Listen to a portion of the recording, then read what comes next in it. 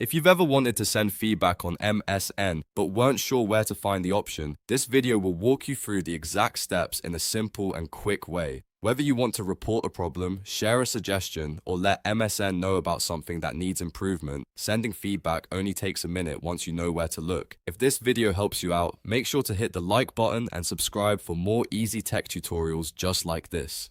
Alright, let's jump in. First, open any browser on your computer or device. This can be Chrome, Edge, Firefox, or any browser you normally use.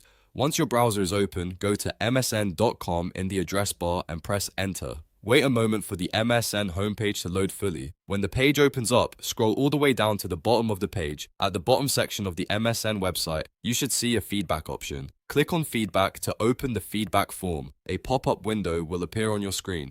In this pop-up, you will see different options for sharing your thoughts. The first thing you need to do is select the category that best matches your feedback. This might be something like a site issue, content suggestion, or another relevant topic depending on what MSN is asking for. After choosing the right category, click inside the text box and write your feedback clearly. Try to be specific so your message is easy to understand. If you're reporting a problem, include what happened and what you expected to see. If you're leaving a suggestion, explain your idea as clearly as possible.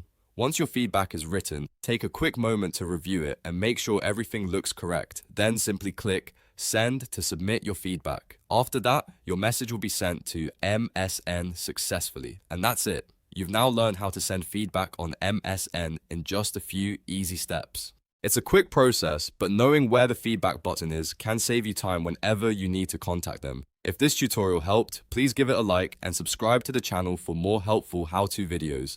Thanks for watching, and I'll see you in the next one.